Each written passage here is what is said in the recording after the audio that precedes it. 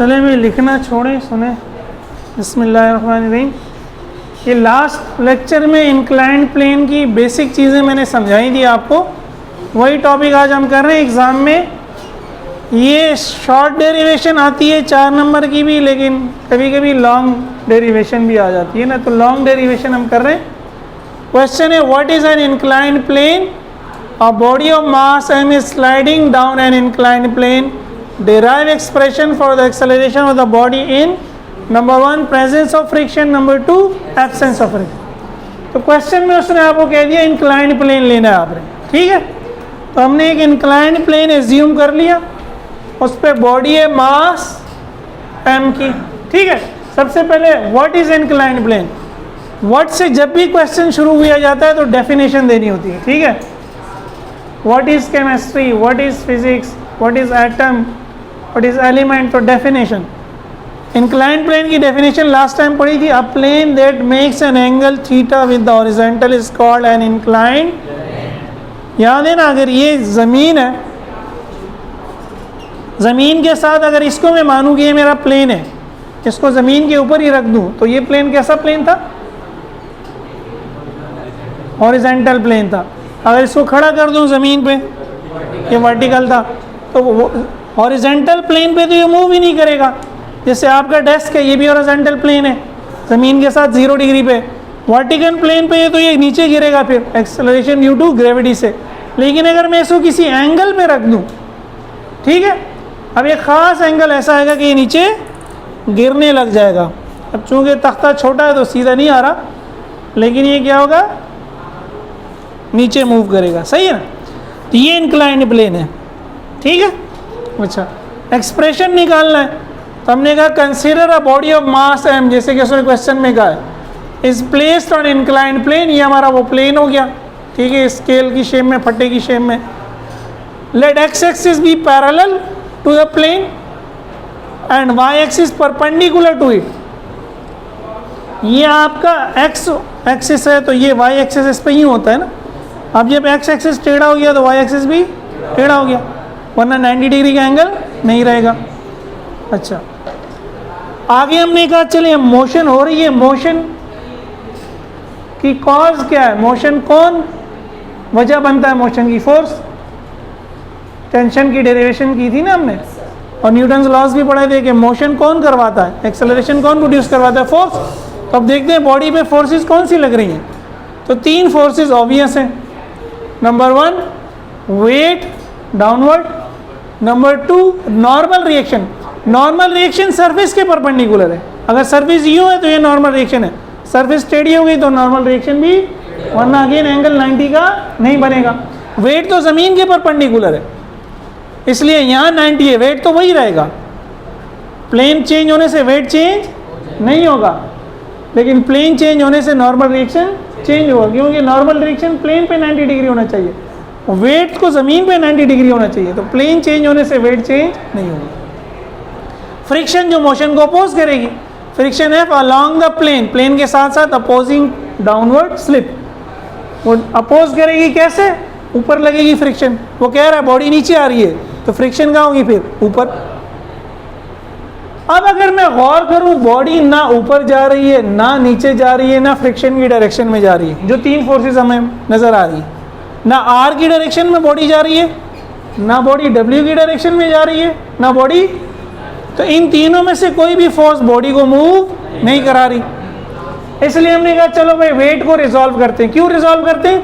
क्योंकि ये जो मेरा y एक्सिस है, इसके साथ वेट ने एक एंगल बना लिया, सही है। कंपोनेंट्स लास्ट टाइम भी समझाए थे ना, जब हम वेक्टर के कंपोनेंट निकाल रहे थे हम, ये हमारा वेक्टर f था, इसने x एक्सिस के साथ एंगल बनाया थीटा, तो ये वाला कंपोनेंट कौन सा था? f cos theta. Very good. तो जहाँ एंगल बन रहा है वो कंपोनेंट क्या होगा? कॉस वाला। तो जहाँ एंगल बन रहा है वो कंपोनेंट क्या है? कॉस वाला। और दूसरे एक्सिस पे कौन सा है? साइन वाला। तो 2 कंपोनेंट निकला है, w cos theta, w sin theta. अब प्लेन के अगर हिसाब से देखें तो w sin थीटा प्लेन के साथ है और w cos थीटा प्लेन के परपेंडिकुलर है। तो component of weight parallel to plane, वो क्या है? w sin theta. Component of plane perpendicular to plane, component of weight perpendicular to plane, वो क्या है? w cos theta. As body slides down, body नीचे आ रही है। इसका क्या मतलब है कि एक्स एक्सिस में मोशन हो रही है प्लेन के, वाई एक्सिस में मोशन नहीं हो रही। तो वाई एक्सिस वाली फोर्सेज एक दूसरे को क्या कर रही है, cancel. Thus R cancels W cos theta, यानी जितना आर है उतना डब्ल्यू कॉस थीटा है। एक फोर्स ऊपर लग रही है, दूसरी फोर्स नीचे लग रही है, दोनों का मैग्नीट्यूड बराबर है, तो इनकी वजह से मोशन नहीं हो रही। Net force F producing acceleration, net force क्या होगी, क्या होगी, नहीं मोशन जो प्रोड्यूस कर रही है, डब्ल्यू साइन थीटा, नहीं एफ भी तो है।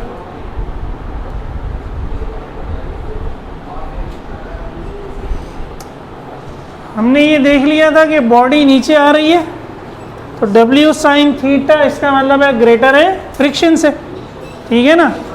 राइट साइड पे अगर 15 न्यूटन है, लेफ्ट साइड पे 10 न्यूटन है, तो टोटल फोर्स क्या होगी, 5 न्यूटन। कैसे, बड़े में से छोटे को माइनस किया। तो डायग्राम में डब्ल्यू साइन थीटा नीचे है, एफ ऊपर है, बॉडी नीचे आ रही है, तो डब्ल्यू साइन थीटा नीचे ला रहा है, डब्ल्यू साइन थीटा ग्रेटर है, तो टोटल फोर्स क्या हुई, डब्ल्यू साइन थीटा में से एफ को माइनस कर दिया, ये लिख भी दिया रीज़न कि डब्ल्यू साइन थीटा एफ से ग्रेटर है।